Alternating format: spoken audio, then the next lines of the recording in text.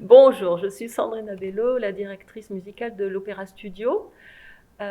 Donc je coach tout au long de la saison les jeunes qui participent au projet de l'enfant et les sortilèges. Donc 8 chanteurs et 2 pianistes chefs de chant. Et bonjour, moi je suis Émilie Caplier, donc je suis co-directrice de la Comédie de Colmar et je suis la metteuse en scène de ce projet.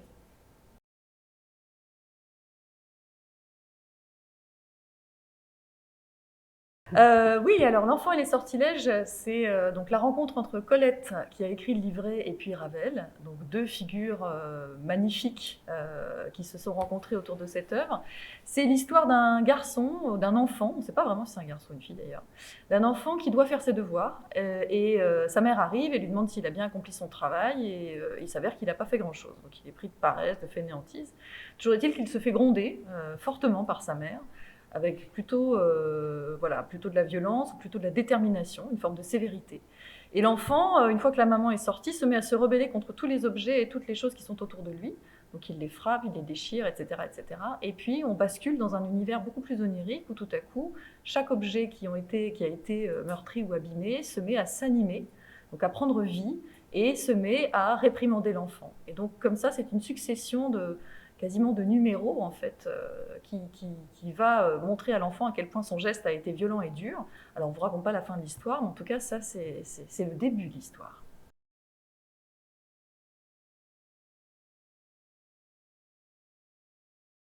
Alors moi, tout me plaît dans cette œuvre. J'ai eu un genre de coup de foudre pour cette œuvre, j'avoue. À la fois parce que l'univers, il est absolument délirant et fantastique. C'est-à-dire que là, scéniquement parlant, on a une possibilité, un nombre de défis qui sont quand même assez considérables, puisqu'il faut faire vivre tasse, théière, feu, écureuil. Voilà, tout ça devient animé. Et c'est, voilà, comment est-ce qu'on le représente? En tout cas, ça a été un sacré défi. C'est très créatif, je trouve. Et puis aussi par rapport à la thématique, cette figure de la mère qui est assez forte, que j'ai voulu aussi rapprocher de la figure de Colette, qui est une autrice, une artiste, une femme emblématique du début du siècle. Et puis il y a aussi toute cette dimension, oui, fantastique et féerique, avec les animaux, avec le jardin, avec tout cet univers qui est vraiment propre à l'écriture de Colette. Et je laisserai Sandrine nous dire des belles choses sur la musique, parce que la musique est absolument somptueuse aussi. Donc en effet, l'œuvre de Ravel est écrite au départ pour un orchestre, un grand chœur mixte d'adultes et un chœur d'enfants. Et ici, nous allons donner en représentation une version qui a été adaptée par Didier Puntos pour 4 mains, violoncelle et flûte, qui fonctionne très très très très bien. Et les parties chœur sont chantées par l'ensemble des solistes. Ça n'enlève en rien les couleurs de Ravel, et ça nous fait voyager de manière tout à fait extraordinaire, malgré le peu de participants finalement, mais l'esprit troupe qui a été largement mis en place et, comment dirais-je, initié par Émilie, se ressent tout au long de l'ouvrage. Et tout au long de l'ouvrage, nous avons tous ces chanteurs qui sont à la fois bergers, pâtres, pastoureaux, écureuils, mères, tasses chinoises, et tout ça tourne dans une espèce de rêve. Justement, on retrouve ce rêve porté par la musique de Ravel. Ça marche magnifiquement bien.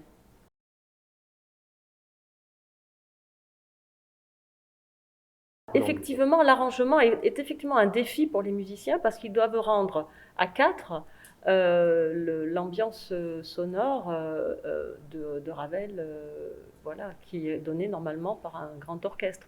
Donc finalement, on n'aura évidemment pas des couleurs d'orchestre, mais ce n'est pas grave parce qu'on reste quand même dans l'univers harmonique de Ravel.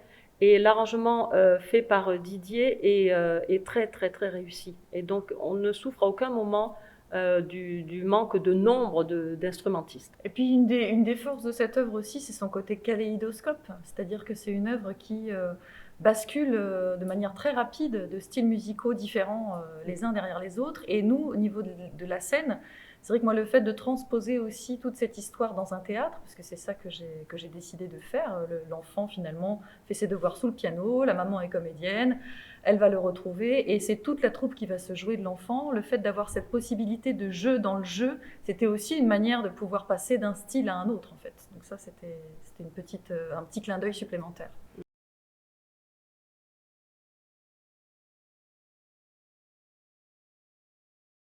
Le fait que tous les acteurs de cette troupe vont se mettre à jouer ces différents personnages et donc vont s'emparer des choses qui sont tout proches d'eux. Donc parfois, voilà, un costume est pris sur un portant et hop, on devient le personnage qui a été imaginé.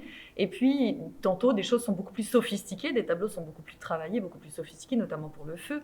Là, on a un vrai travail d'éblouissement à produire aussi pour le spectateur. Et il y a aussi un petit clin d'œil quand même fait au cabaret, aux années 20. Voilà, il y a quand même aussi tout cet univers qui est propre à l'œuvre en elle-même, hein, puisque c'est à cette époque-là qu'elle a été écrite, qui vient teinter aussi le spectacle par moment. J'ajouterais que Ravel a très clairement défini les différentes scènes. Donc ça s'enchaîne de manière magnifique, bien sûr, avec tout son génie, mais on passe d'une musique jazz à une valse lente, à un rythme endiablé de musique espagnole. Enfin, c'est assez. Et puis on a un duo des chats que Monsieur Rossini envierait.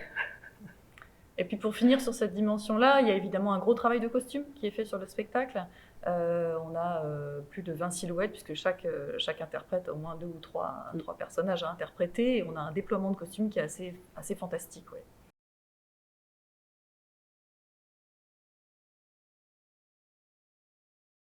Le vrai défi, c'était de faire en sorte que ce soit un projet suffisamment léger, on s'entend, pour pouvoir tourner le plus longtemps possible et dans des lieux les plus divers possibles. Donc ça a été un défi pour le scénographe, pour la costumière, pour moi-même, de faire en sorte que toute cette féerie se déploie d'une manière assez contenue.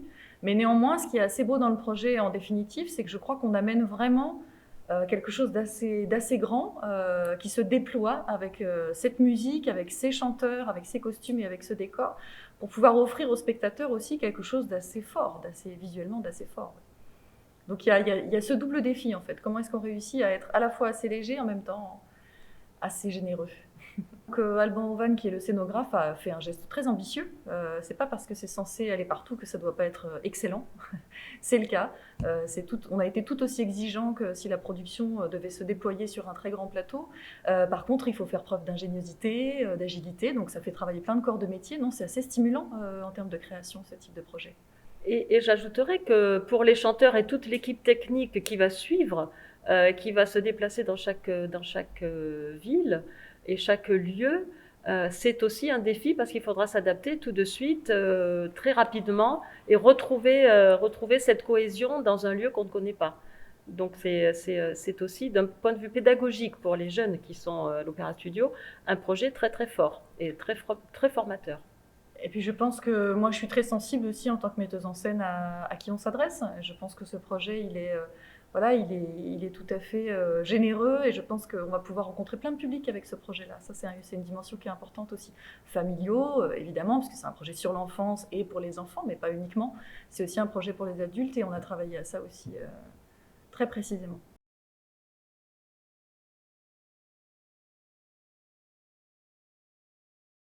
Le fait de pouvoir créer effectivement sur une scène de théâtre, je pense qu'il y a en tout cas une volonté de faire se rencontrer les arts. Oui, le théâtre fait partie de l'opéra, me semble-t-il, et je pense que pour ces jeunes chanteurs, une expérience aussi, un peu avec une méthode en scène de théâtre, effectivement, avec cette exigence-là, je pense que c'est assez enrichissant pour eux, puisque ce sont des arts frères, me semble-t-il.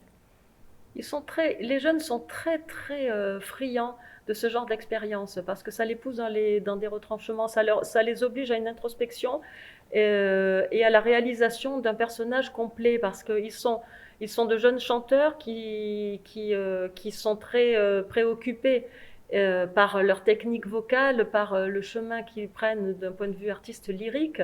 Mais artiste lyrique, c'est aussi la scène. Et donc souvent, construire un personnage aide à la technique vocale. Finalement, c'est un joyeux mélange qui fait qu'on progresse beaucoup mieux.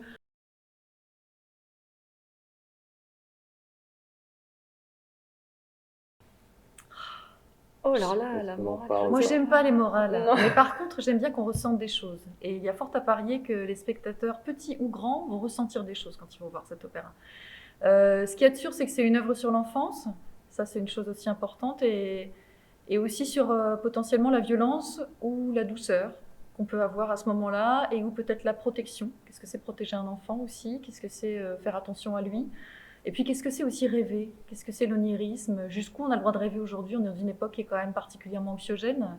Il n'y a qu'à voir nos visages aujourd'hui qu'on ne voit pas, par exemple. Et je pense qu'aujourd'hui, si on peut offrir au public des bulles de rêve, des espaces où tout est possible, c'est déjà pas mal, me semble-t-il. Ouais.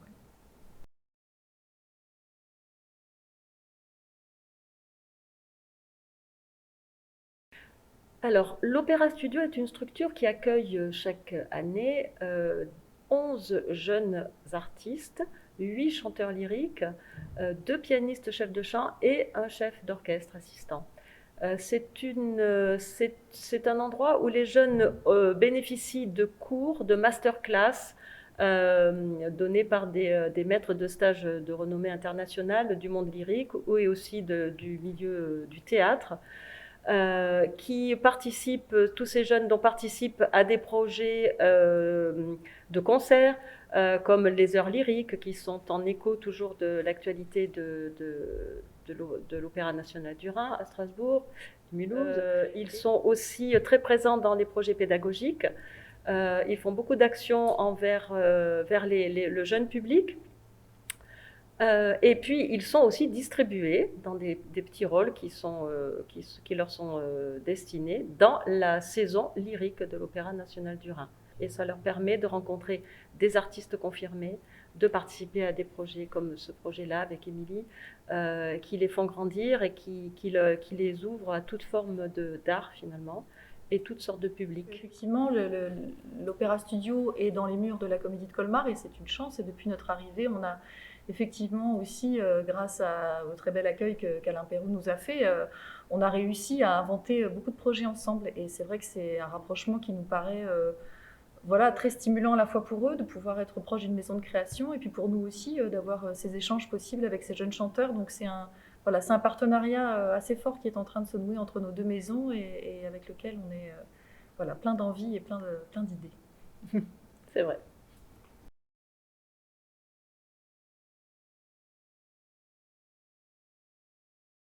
Oui, j'accorde effectivement beaucoup d'importance à la pédagogie parce que moi-même j'ai été formée par des artistes professionnels. Et je pense que c'est cet esprit d'ouverture, encore une fois, vers l'expérience des artistes qui sont passés avant eux, que j'aimerais mener les jeunes. Ils ont cette fraîcheur, ils nous apportent aussi beaucoup. Ils ont cette fraîcheur, pour eux rien n'est impossible. Et nous, il ne faut pas qu'on leur dise oh, pop, pop, pop, attention, ça va être compliqué. Non, il faut juste qu'on les guide pour justement qu'ils ne fassent pas le pas de côté qui pourrait leur faire mal. Et ce que j'aimerais qu'ils retiennent de leur expérience à Opéra Studio, c'est l'esprit d'équipe, l'esprit de bienveillance. On travaille bien, mais on essaie de garder la bonne humeur. Et on est sérieux, on fait du travail sérieux sans se prendre au sérieux. Et s'ils peuvent garder ça toute leur vie, ce sera magnifique. Transmettre, c'est quand même quelque chose d'assez formidable. Se retrouver en face de jeunes équipes qui ont envie, qui ont de l'appétit, c'est encore plus formidable. Et il se trouve que voilà, moi j'ai effectivement tout au long de ma carrière continué à avoir des relations avec des apprentissages, avec des gens qui étaient en train d'apprendre ce métier en fait. Et c'est quelque chose que je fais avec goût, avec passion. Et souvent ils nous apprennent beaucoup aussi eux. C'est ça qui est assez fort en fait. C'est surtout ça.